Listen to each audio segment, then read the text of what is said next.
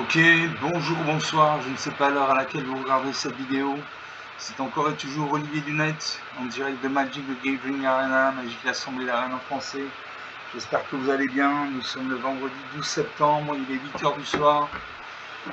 J'ai pas spécialement envie de jouer à Magic, mais je me suis dit que j'allais vous poster une nouvelle vidéo, voilà.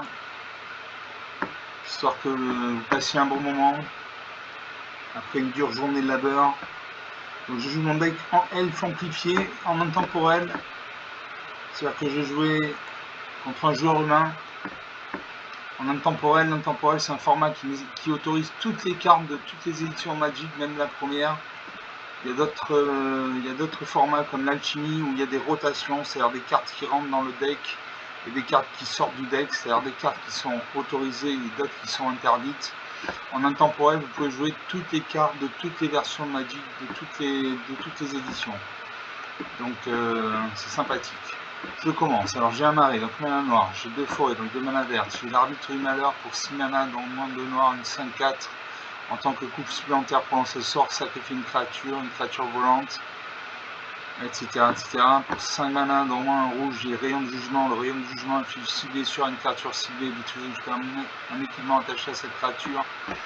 Pour 5 mana, dont moins de vert, j'ai le géant juré aux elfes, une 5-3 portée.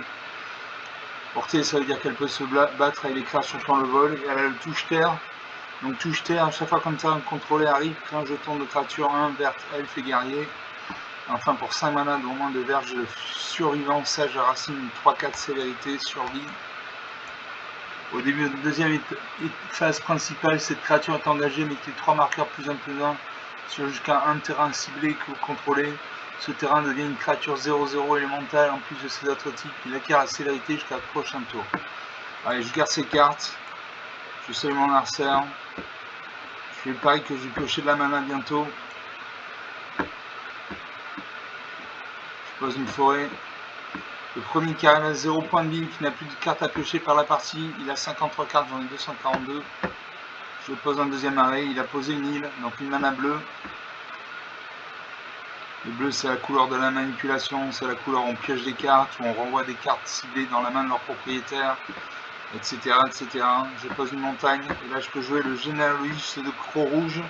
Une 2-3, quand cette créature arrive, crée un jeton de rôle royal attaché à une autre créature que vous contrôlez. Rôle royal, la créature enchantée gagne +1/+1 et parade un point de mana. Si plusieurs rôles contrôlés par le même joueur sont attachés à une créature, tous sauf le plus récent sont mis dans le cimetière. Donc, je ne vais pas mettre de jeton de rôle royal parce que je n'ai pas d'autres créatures, mais j'invoque ma créature, c'est une 2-3. Voilà. Elle a le mérite d'exister. Mon adversaire pose une montagne, donc il a un deck au moins bicolore, au moins bleu-rouge. Une pioche de cartes, ça c'est typique de la couleur bleue, ça, piocher des cartes, voler des cartes, renvoyer des cartes dans la main de leur propriétaire. Voilà, tout ce qui est manipulation du jeu, tout ce qui est metagame, c'est la couleur du bleu. Alors je peux jouer le gardien du bosquet, une 2-2. Au début de notre étape de fin, mettez un marqueur +1/+1 sur cette créature. Donc au fur et à mesure des tours, tant que ma créature est vivante, elle va passer de 2-2 à 3-3, puis de 3-3 à 4-4, puis de 4-4 à 5-5, etc. À chaque fois qu'une autre créature non jeton que vous contrôlez arrive, elle en de X étant le nombre de marqueurs sur cette créature. Donc j'ai une 2-3, une 2-2. Alors ma 2-2, vous voyez, il y a un halo sur la carte, ça veut dire qu'elle a le mal d'invocation. C'est-à-dire qu'elle peut bloquer à ce tour, elle peut défendre, mais elle ne peut pas attaquer. Il faut qu'elle attende le tour suivant pour attaquer. C'est ce qu'on appelle le mal d'invocation. Les seules créatures qui peuvent attaquer dès leur arrivée sur le champ de bataille, ce sont les créatures qui ont la célérité, donc une caractéristique spéciale. J'attaque ma 2-3, la partie commence, 20 à 18. Je mets un marqueur +1/+1 sur mon gardien de bosquet, il passe de 2-2 à 3-3. Mon adversaire réfléchit, il va voir sa main, il pose une troisième île, il a 4 points de mana, il peut invoquer une carte avec un coup d'invocation de mana de 4 points de mana. C'est ce qu'il fait avec l'expert de l'Adnam, une 3-3. À chaque fois que vous piochez votre deuxième carte, à chaque tour, vous mettez un marqueur +1/+1 sur cette créature. Ah, moi, je peux jouer la fileuse de collet arboricole, une 1-4 portée. Portée, c'est-à-dire qu'elle peut se battre contre les créatures qui ont le vol, et contact mortel. Le nombre de blessures qu'inflige une source avec le contact mortel à une créature, quelle qu'il soit, est suffisant pour la détruire. Et pour 3 mana, dont moins un vert, mettez un marqueur plus 1/1 sur une créature scellée que vous contrôlez, n'activez que lorsque vous lancez un rituel. Donc j'ai 3 créatures sur le champ de bataille, un 4 à le mana d'invocation.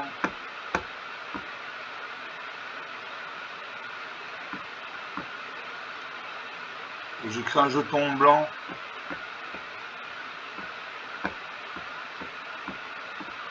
Et je l'attaque pas, parce que j'ai une 3-3. Il a une 3-3, donc nos 2 créatures meurent. J'ai envie de garder le gardien du bosquet pour qu'il augmente en stats.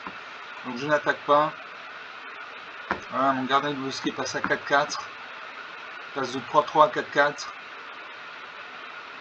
Alors ça repose une deuxième montagne, il a 5 points de mana. Pour 5 points de mana, il invoque un Planeswalker, Teferi, pèlerin temporel. A chaque fois que vous piochez une carte, mettez un marqueur loyauté sur Teferi.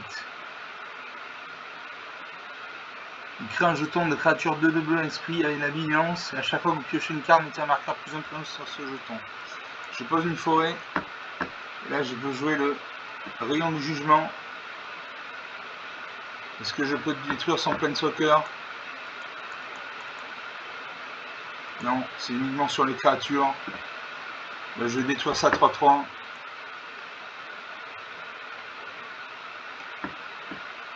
Et je vais attaquer son Planeswalker.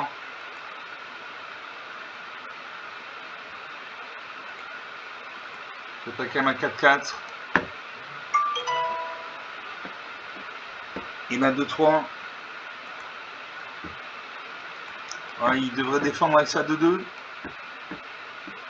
Il ne défend pas. Donc son Planeswalker meurt. Une épine du pied, une épine sortie du pied.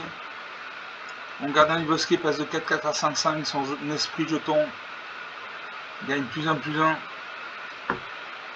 À chaque fois qu'il pioche une carte, il met un marqueur plus 1/1 sur le jeton. Il a invoqué à nouveau le Teferi. Son jeton est à 4-4. Sa créature acquiert la menace. Elle passe à 5-5. Je jurer, géant juré aux elfes, une 5-3 portée. Touche terre à chaque fois qu'un terrain contrôle arrive, crée un jeton de créature inverte, elfe et guerrier. Je peux jouer la survivance sans racine, donc là une 5-3, là j'ai une 3-4. Célérité. Au début de la deuxième phase principale, si cette créature est engagée, mettez 3 marqueurs plus 1/1 jusqu'à un terrain ciblé contrôlé. Ce terrain devient une créature 0-0 et mentale en plus de ses autres types. Il acquiert la célérité jusqu'à le prochain tour. J'ai joué le géant juré aux elfes.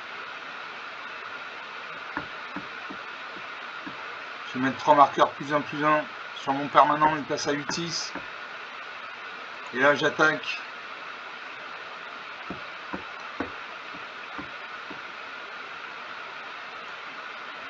J'attaque son Planeswalker. Il peut bloquer avec sa 5-5.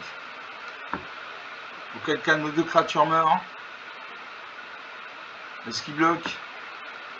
Il ne bloque pas.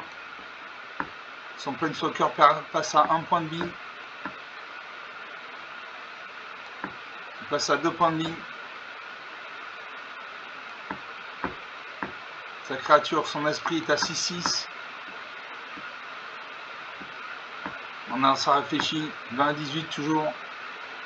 Narsa pose un 7ème terrain, il y a 7 points de mana, il peut invoquer une carte avec un coup d'invocation de 7 points de mana. Il ouvre sa main, il fait le son sévère, piocher 2 cartes, puis défausser une carte, fait un jeton, Lithoforce engagé. Très bien. Donc il crée un jeton Lithoforce. Quand on l'engage, ajouter une mana incolore, ce mana ne peut être dépensé pour lancer un sort non artefact. Sa créature passe à 9-9. Il invoque la voyante de son nuage, une 2-1. Quand cette créature arrive, piocher une carte. Comme il pioche une carte, son esprit passe à 10-10. Il faut une carte noire.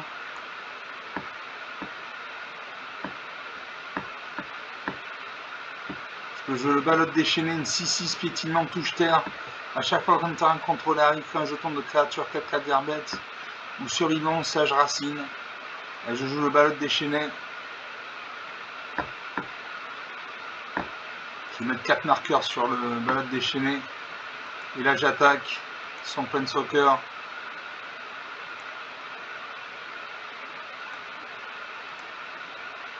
Voilà, je mets toutes mes créatures dans la balance.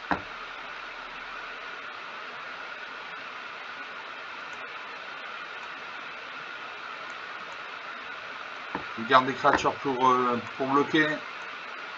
Voilà, j'attaque. Est-ce qu'il va bloquer? Il a une 10-10, il peut bloquer avec sa 10-10. Il ne bloque pas. Voilà, son Planeswalker est mort. Mon gardien du bosquet passe de 6-6 à 7-7. Son jeton esprit passe à 11-11. Il pioche de cartes, il se défausse d'une carte, il va jeter un jeton Lithoforce engagé.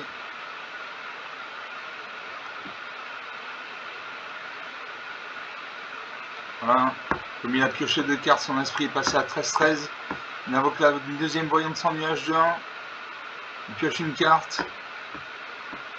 Son esprit passe à 14-14. Il me faut absolument une carte noire pour détruire son 14, c'est 14-14. Il attaque avec sa 1, 18 partout. Je vais surveillant de Sage Racine. Je vais mettre 3 marqueurs sur le permanent. Et j'attaque. J'attaque avec mes grosses créatures. Est-ce qu'il bloque? Est-ce qu'il bloque avec sa 14-14? Non. Si. Ah, j'ai mal joué. J'aurais dû attendre qu'il attaque avec sa 14-14 pour bloquer. J'ai très mal joué.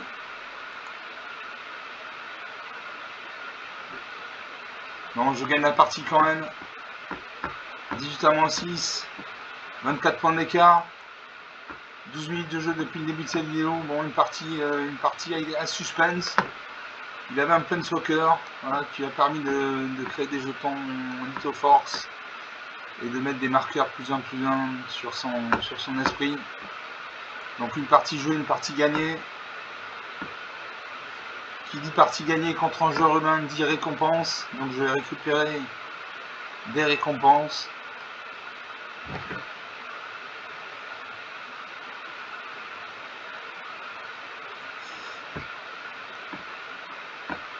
Je récupère 250 pièces d'or et 275 points d'expérience. J'ai fait un exploit, on va aller voir dans l'exploit. J'ai réalisé un exploit.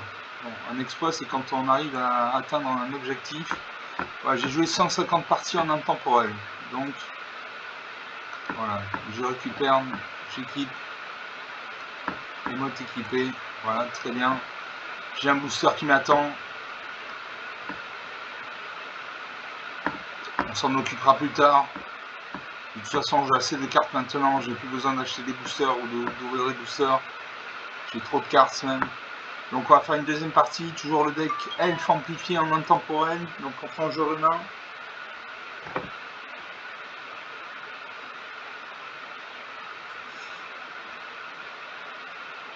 Regardez cette magnifique illustration. On est dans la science-fiction, hein. On est dans les vaisseaux spatiaux. Star Wars n'est pas loin. Et je me bats contre CBRN 074 ou CBRN 074, comme vous voulez. L'adversaire j'en promets. Alors j'ai une peine, donc une mana blanche, j'ai une île, donc une mana bleue, j'ai une marée, donc une mana noire, j'ai une montagne, donc une mana rouge. Donc j'ai des terrains, ça c'est bien. J'ai Kaito infiltrateur usé pour 3 mains, dont moins de bleu, un Planeswalker, vous voyez en bas à droite il y a un 3, c'est-à-dire qu'il a 3 points de vie. Et suivant ses actions, il gagne ou perd des points de vie. Par exemple, il gagne un point de vie quand jusqu'à une créature ciblée que vous contrôlez ne peut pas être bloquée ce tour-ci. Piocher une carte puis défausser une carte. Il perd 2 points de vie quand il crée un jeton de créature d'un bleu ninja, etc. etc. Pour 6 mana, dans moins de rouge, j'ai Clive émissaire d'Ifrit, une 5-5. Quand Clive arrive, vous pouvez vous défausser de votre main puis piocher autant de un nombre de cartes égal à votre dévotion rouge. Donc dévotion rouge, chaque mana rouge dans les coups de mana des permanents que vous contrôlez compte pour votre dévotion rouge. Voilà. Et pour 6 mana dans moins de 2 rouges, exilez Clive puis envoyez-le sur le champ de bataille transformé sous le contrôle de son propriétaire, n'activez que lorsque vous voulez lancer un rituel. Donc à ce moment-là, Clive émissaire d'Ifrit se transforme en Ifrit primordial du feu, 9-9 avec tout un tas de capacités. Enfin pour 3 mana dans moins vert, j'ai Glorfindel, sauveteur intrépide, une 3-2. À chaque fois que vous appliquez le regard, choisissez l'un. Et Glorfindel, sauveteur intrépide, gagne plus 1 jusqu'à la fin du tour. Donc Glorfindel doit être bloqué ce tour-ci si possible. Et Glorfindel ne peut pas être bloqué par plus d'une créature à chaque combat ce tour-ci. Allez, je garde ces cartes, j'ai pas mal de terrain. Il y a une chauve-souris qui nous regarde. Et mon ça recommence. Je joue une forêt, donc mana verte. Mana verte, moi j'ai Clive qui nécessite 2 mana bleus, donc je vais jouer de la mana bleue, une île. On a ça de jouer. Il pose une île également. Donc il a un deck au moins bicolore bleu-vert. Il invoque le cobra du lotus, une 2-1. Touche terre, à chaque fois qu'un terrain contrôlé arrive, ajoutez un mana de la couleur de votre choix. Je vais jouer une deuxième île. Comme ça, au tour prochain, je pourrais jouer Kaito, infiltrateur rusé. Non, ça prend une deuxième forêt, il a 3 points de mana. Il peut invoquer une carte avec un coût d'invocation de 3 points de mana. Plus 1, donc 4 points de mana. Il réfléchit. Et il fait étreinte de la nature, enchanté créature au terrain. Alors il m'attaque avec sa 2-1, 18 à 20. Il a fait étreinte de la nature, enchanté créature au terrain. Tant que le permanent enchanté est une créature, il gagne plus de plus 2. Tant que le permanent enchanté est un terrain, il a engagé, ajouté 2 mana d'une seule couleur de votre choix. À moi de jouer, je joue une montagne, parce que j'ai de la mana, j'ai des cartes rouges. Et je peux jouer Kaito, infiltrateur rusé. Ou sauvetage, crise tempête, défaussez-vous d'une carte si vous faites ainsi piocher 2 cartes. Allez, je peux invoquer Kaito, infiltrateur rusé. A chaque fois qu'une créature contrôlée inflige des blessures de combat à un joueur, mettez un marqueur loyauté sur Kaito. Kaito gagne 1 point de vie quand jusqu'à une créature ciblée contrôlée ne peut pas être bloquée ce tour-ci, piochez une carte ou défaussez d'une carte. Il perd 2 points de vie quand il crée un jeton de créature de Emblem Ninja. Il perd 9 points de vie quand vous gagnez un emblème avec à chaque fois qu'un joueur lance un sort, vous créez un jeton de créature de Emblem Ninja. Allez, j'invoque Kaito. Je vais faire perdre 2 points de vie, je crée un jeton de créature de Emblem Ninja. Kaito est à 1 point de vie. Il peut être attaqué par mon adversaire, donc il peut mourir. Mon adversaire invoque Hydronénamus, une carte très dangereuse. Touche terre, à chaque fois qu'un terrain contrôlé arrive, doublez le nombre de marqueurs plus influents de cette créature. Donc elle passe de 1 à 2-2, puis de 2-2 à 4-4, puis de 4-4 à 8-8, puis de 8-8 à 16-16, etc., etc. Voilà. Mon adversaire invoque la tisseuse de fleurs, une 2-3.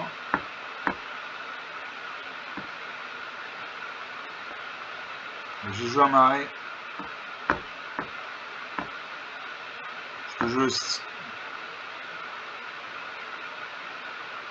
Je peux jouer pour 2 mana dans un rouge, rituel présage, défaussez-vous d'une carte.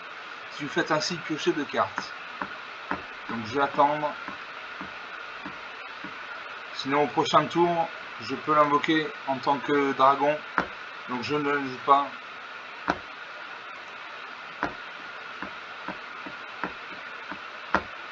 Et je n'attaque pas parce qu'en face il y a une 2-3.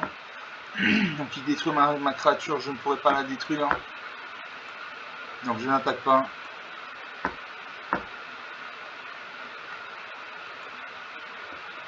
Je donne un marqueur, je donne un point de vie à Kaito, infiltrateur rusé. Je rends ma créature imbloquable. Je pioche une carte, puis je me défausse une carte. J'ai une peine en trop, je me défausse de la peine. J'ai 2 peines en réserve, ça suffit. Je termine le tour. Tour de l'adversaire, il y a pas mal d'effets spéciaux. Donc il a des îles enneigées, des forêts enneigées. Il joue en hiver, c'est l'hiver au fond de son cœur, comme dit Francis Cabrel. Il invoque un deuxième Hydronénamus, carte très dangereuse, très dangereuse. Il peut attaquer mon Kaito, qui est croissance greffée. Quand ce tour arrive, mettez un marqueur plus influent sur une cible, créature ou véhicule que vous contrôlez, terrain enchanté à engager, ajoutez 2 mana d'une seule couleur de votre choix. Je pose une peine. que je l'escrime des ferries.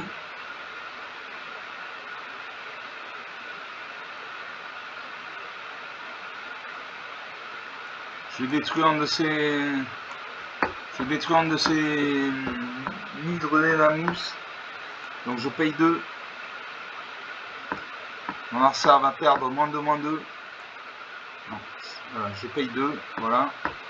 Je cible ça de 2. Si possible, celle qui est active, car l'autre a le mal d'invocation. Je paye. Et sa créature meurt. Donc il reste une hydre de la mousse.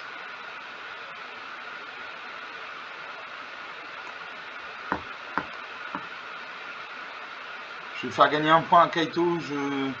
Je rends ma créature ciblée imbloquable ce tour-ci. Je pioche une carte si je me défausse d'une carte. Donc je cible la 2-1. Je pioche un marais. Je vais sacrifier une plaine. Suivant au combat. J'attaque. Il ne peut pas bloquer. Ma carte est imbloquable pour le tour. 18 partout. Est-ce que je peux jouer une montagne? Non. Non. Je termine le tour. Kaito était à 4 points de vie. Narsa à 4 terrains. Dont 2 doubles.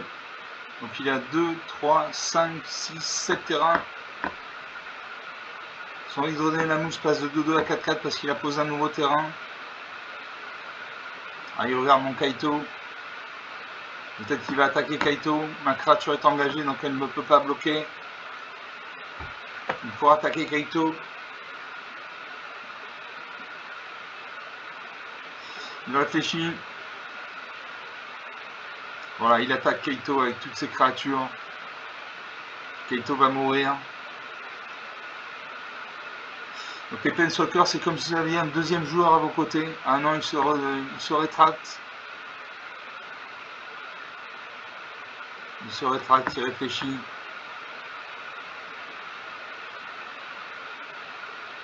S'il réfléchit trop, un sablier va se mettre en route.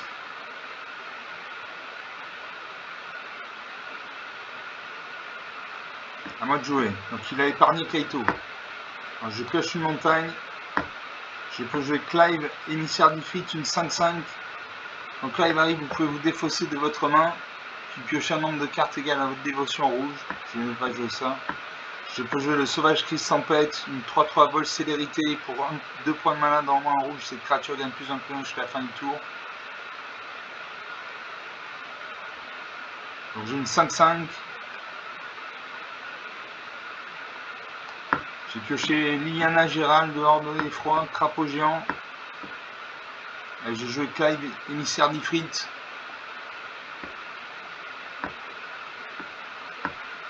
Je ne me défasse pas de ma main. Je garde ma main. Suivant. Alors j'ai 2 créatures. Je vais créer un jeton de créature de 1 bleu ninja pour protéger Ifrit. Et je n'attaque pas parce qu'en face j'ai une 2-1, il a une 4-4. Donc il détruirait ma créature. Donc je n'attaque pas. 3 créatures chacun sur le champ de bataille. Narsa prend un nouveau terrain. Son hydrodène la mousse passe de 4-4 à 8-8. Il lui reste une carte en main. 18 partout. Il lui reste 142 cartes dans sa bibliothèque. J'en ai 235. Et il attaque mon Kaito. Donc je bloque avec ma 2-1. Ma 2-1 va mourir. J'aurais pu bloquer avec mes 2-1. Et là je peux jouer le Sauvage Crise Tempête. Vol célérité 3-3.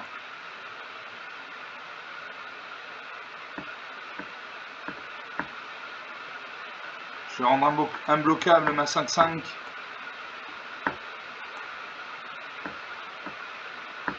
Je pioche la marche du l'immonde.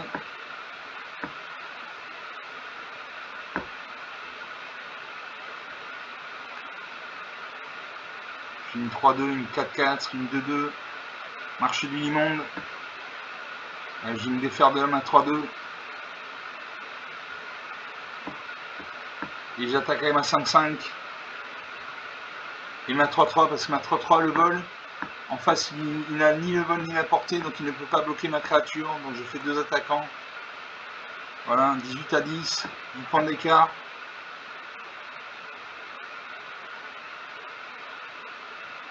J'ai mis un marqueur de loyauté sur Kaito. Je ne sais pas à quoi ça sert. On va servir mes cartes. Il détruit mon dragon. Voilà, mon dragon est dans le cimetière. À mon adversaire de jouer, il lui reste une carte en main.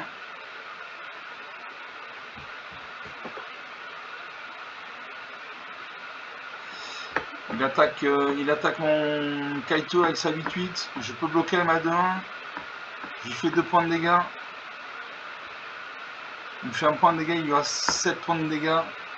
Comme il a le piétinement, je vais bloquer 1 point de dégâts, mais il va y avoir 7 points de dégâts qui va passer, donc ça ne sert à rien, donc je ne bloque pas, et Kaito va mourir. Voilà, Kaito est mort.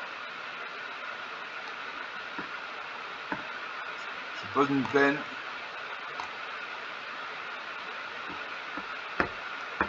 Je joue ma 5-5.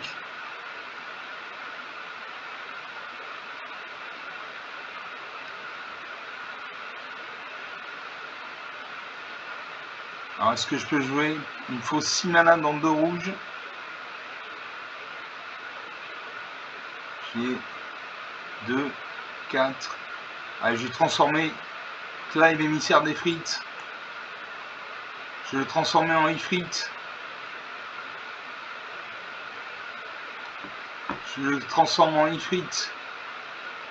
Primordial de feu. Charge. Ifrit se bat contre jusqu'à une autre créature ciblée. Donc je vais cibler sa 8-8. Voilà, sa 8-8 meurt. Le danger est écarté. Et je n'attaque pas. Donc j'ai 9-9 sur le champ de bataille. Narsa invoque le loup-garou fleuri. Ajouter 2 mana une seule couleur de votre choix nocturne. Je ne sais pas ce que c'est que le nocturne. Je gagne 2 points, je gagne 4 points de mana. Je peux jouer Kefka, le grand mage impérial, une 4-5. A chaque fois que Kefka arrive ou qu'il attaque, chaque joueur se défausse d'une carte. Chaque joueur, c'est-à-dire moi aussi. Puis vous piochez une carte pour chaque type de carte parmi les cartes défaussées de cette manière. Et pour 8 points de mana, chaque adversaire sacrifie un permanent de son choix. Transformer Kefka, activer les pouvoirs trouvés dans un rituel. Donc pour 8 points de mana. Donc j'invoque Kefka, grand mage impérial. Et je vais me défausser d'une carte.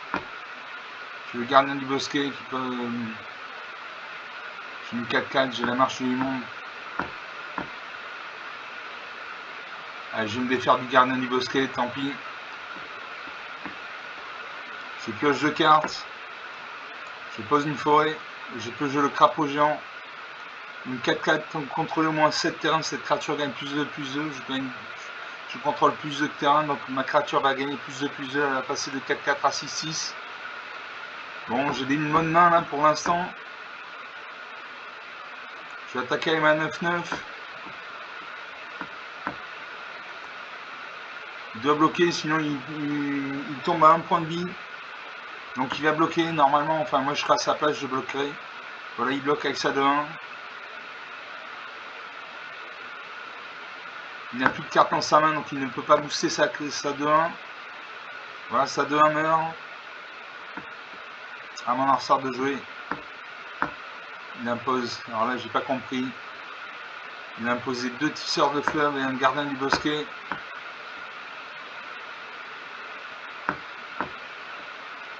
Là il va repasser à 5-5.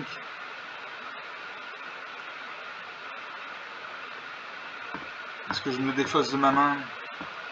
Non. Non, je refuse. Je peux jouer à Drizesse de l'Auvent, une 1-3.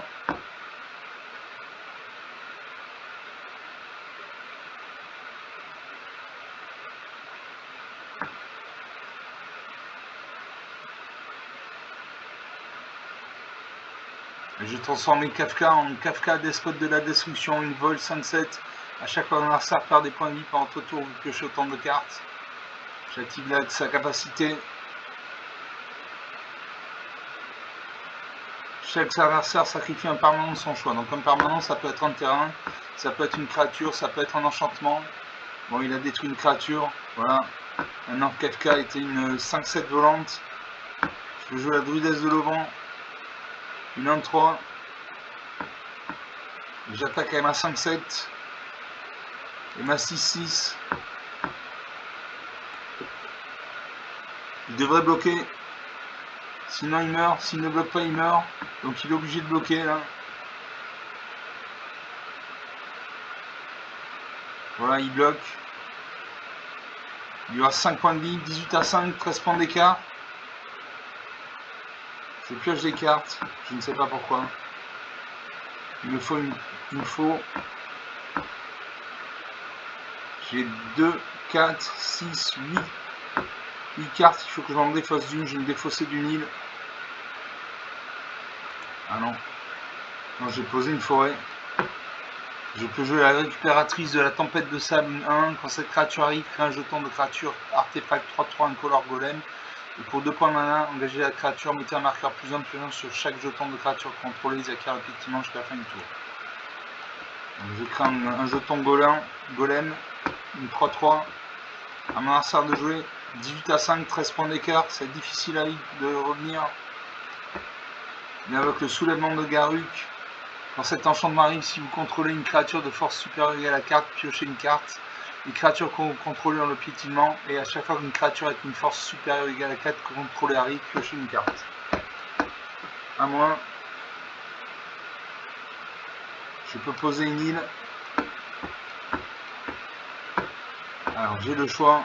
Je peux jouer la marche du limon. Les créatures contrôlées ont une force, une endurance de base de 6-6. Ce sont des limons en plus de leur type. A chaque fois qu'un adversaire lance un sort, si ce n'est pas son tour, que vous créez un jeton de créature 3-3 verte éléphant.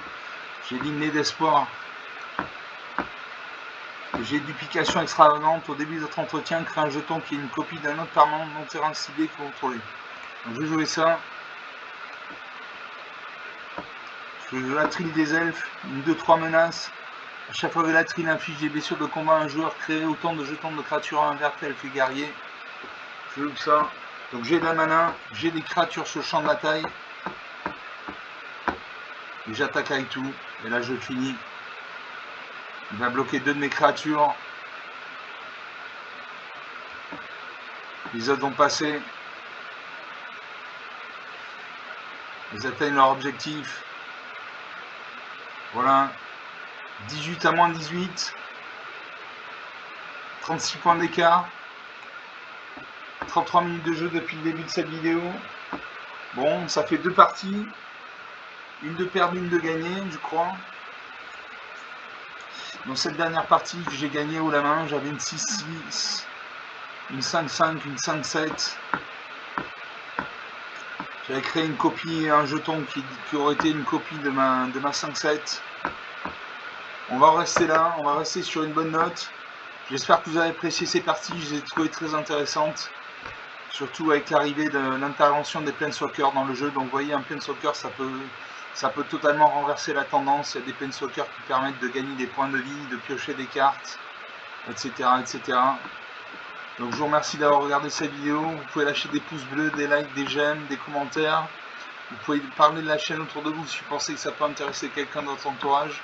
Je vous remercie d'avoir regardé cette vidéo. Je vous salue, je vous dis à très bientôt. Ciao.